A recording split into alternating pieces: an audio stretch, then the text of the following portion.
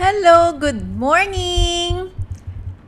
Ang swerte natin ngayong araw na ito dahil merong nagpa-assist na isang mixed income earner.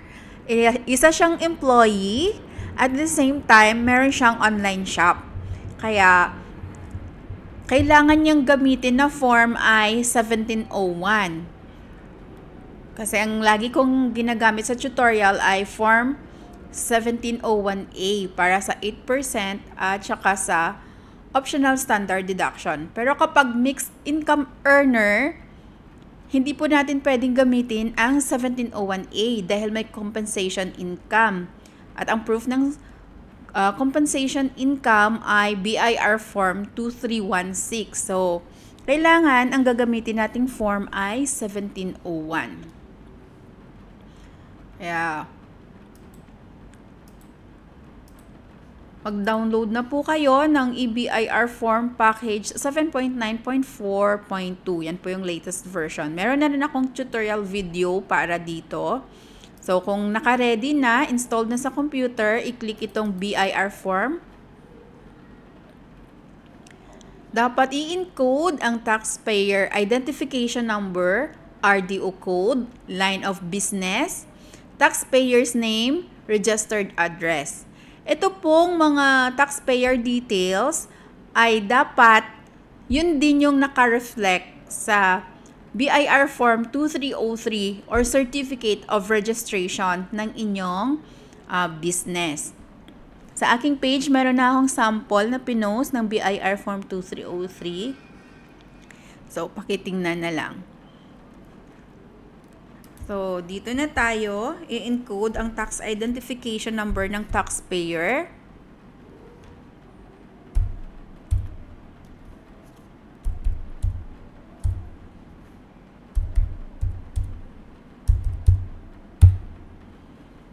RDO code, then the line of business, registered name. Registered name should be last name, first name, and middle name ng individual taxpayer. Then, registered address, zip code, telephone number, and email address. Ang email address dapat po active kasi dito ipapadala ng BIR ang tax return confirmation receipt. Then, dito sa list of forms, look for 1701 version 2018. 1701 version 2018 annual income tax return new.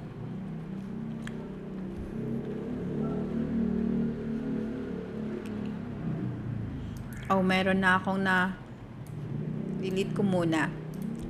So, para kunyari magsisimula tayo sa umpisa, click fill up.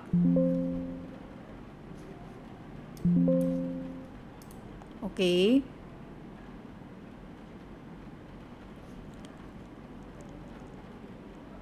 So, ito na po ang ating annual income tax return for individuals earning, including mixed income earner, estates, and trust.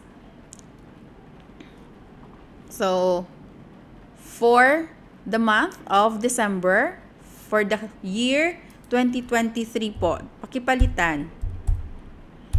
Then, amended return, no. Kasi first time pa lang natin mag-file ng 1701. Kung may correction at pangalawang file na, yun yung amended return. Short period return, no. Tax type, dito na tayo sa taxpayer type sa item number 6. All other details, nag-auto-populate na. So, ang taxpayer type ay single proprietor. Sorry. And compensation earner. So, ang kanyang alphanumeric tax code ay mixed income, graduated income tax rate. Dahil nag-usap na kami ng taxpayer na gagamitin niyang tax rate ay graduated income tax rate with optional standard deduction. So, fill up natin yung date of birth ng taxpayer.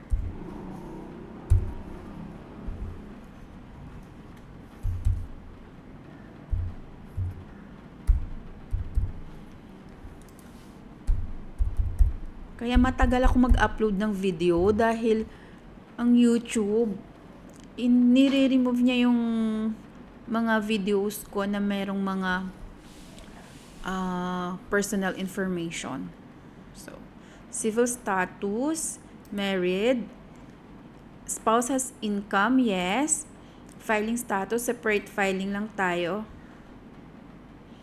Then, dito sa item number 21, tax rate, graduated rates.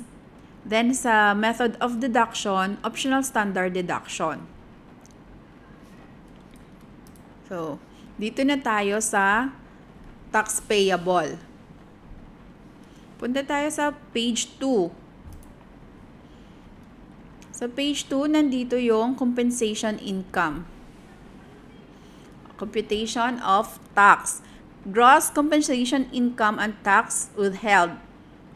So, yung item number 1 and 2, enter the required information of each of your employers and mark X, whether the information for the taxpayer or for the spouse.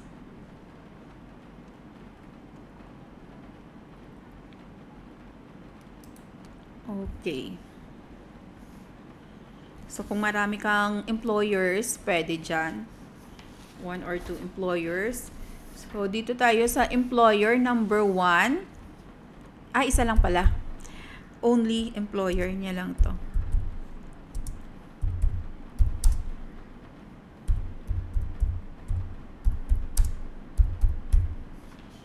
Then, employers 10. Ito po ay makikita sa BIR Form 2316.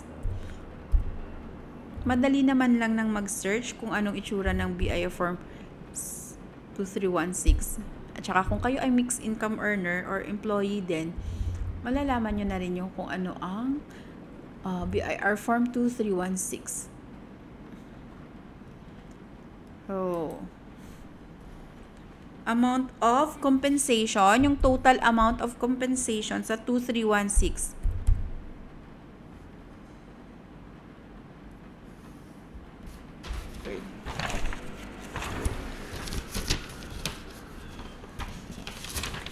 Kapag sa annual income tax return, nagra-round off po tayo or nagra-round up ng decimals. So, 225,633.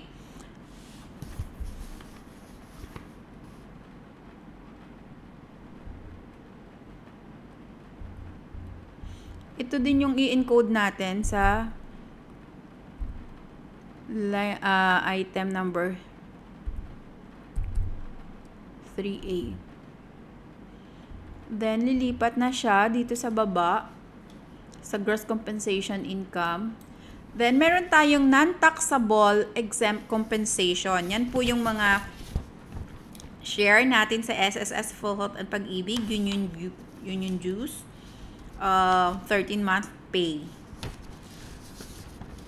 So, dito natin ilalagay sa item number 5. Ang amount ay 49,481. Masyadong maliit. May salamin na nga ako eh. So, ang taxable compensation income ay 176,152. Wala siyang tax due dahil below 250,000 ang kanyang sahod. Dito na tayo sa income from business. Sales, gross sales for the year 2023 is 180,787. 180,787. Sales returns, 0. Dahil gumamit tayo ng optional standard deduction, automatic na siyang magko-compute na 40% of the gross sales ang cost or expenses. So, 40% of gross sales is 72,315. Net income or loss from business.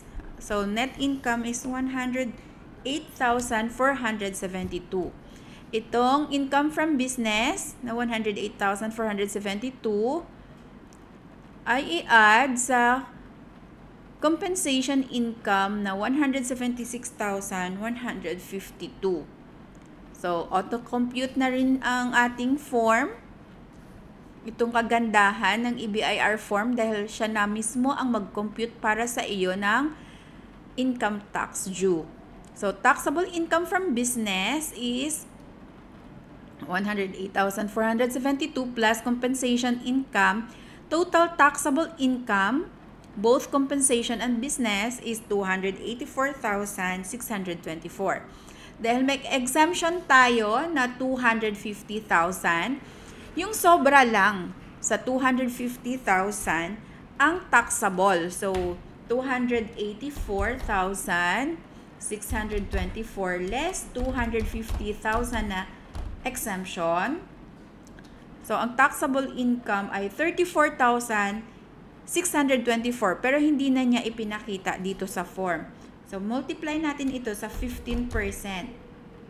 Yan po yung prevailing rate. Ito, table number 2, tax rates, effective January 1, 2023 and onwards. Not over 250, zero ang tax due. Over 250 but not over 400,000 is 15% in excess of 250,000. So, dyan yan ang galing. So, ang sagot is 5,193.6. So, ni-round up niya, naging 5,194. Yan po yung magiging tax payable. At ito ay payable on or before April 15, 2024. So, ang deadline, April 15. So, may time pa tayo para mag-prepare ng budget. Okay. Click na ito, validate. Please select an option for page 1, item number 19. Item number 19. Ito. Income or exempt from income tax? No. Income subject to special or preferential rate? No. Okay. Try natin ulit. Click validate. Okay. Validation successful. Click OK. Save ko na. Kasi successful na siya. So, dapat mag-print po nito. Kung naka-attach sa printer, mag-print. Okay. Then, mag-submit ng final copy. Try ko na ngang mag-print. This must be printed on legal size paper. If you are going to save this file, save as PDF or XPS is allowed. So, print natin to.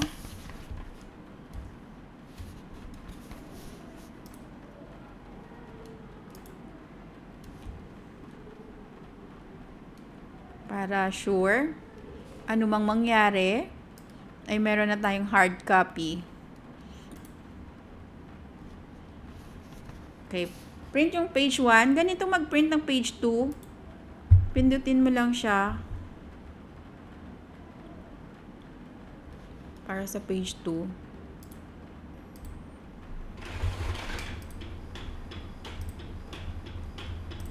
Wala akong long. I don't know why. Di bale, print ko na to.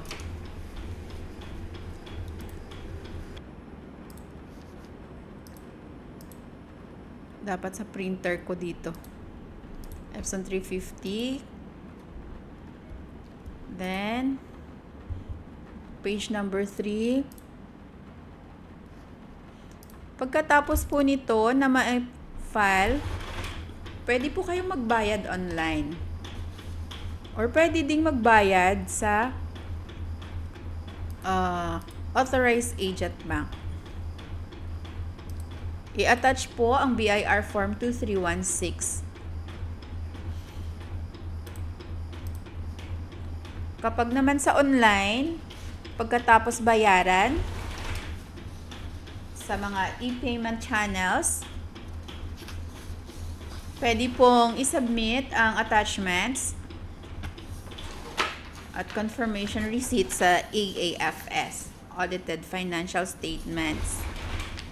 Electronic Audited Financial Statements. Isa din siyang online portal ng BIR.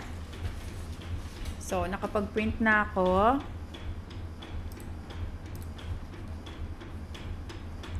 Submit ko na online. Click Submit Final Copy. Click OK.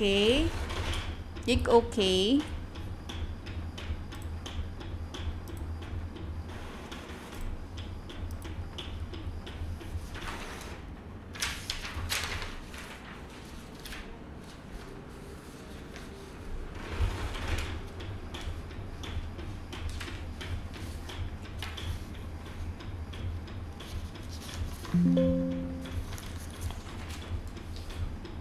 So, submit successful.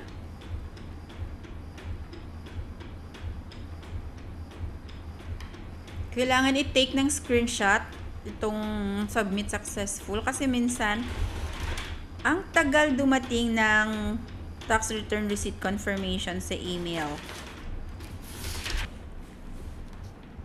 Okay, tapos na po tayong mag-file. Pwede po tayong magbayad sa mga e-payment channels ng BIR. Pwede pong magbayad sa MYEG gamit ang GCash, credit card, pwede. Pwede din siya sa Land Bank, sa DBP, sa Union Bank, sa PesoNet. Ang GCash hindi na siya. Kung gusto nyong magbayad ng GCash, dito po kayo sa MYEG. Okay. Marami na rin akong tutorial video kung paano magbayad dito sa MYEG. Check nyo na lang po. Okay. Okay guys, sana po may natutunan kayo sa aking video ngayon. Kung meron kayong questions, pwede po kayong mag-message sa aking page. Thank you so much. Bye!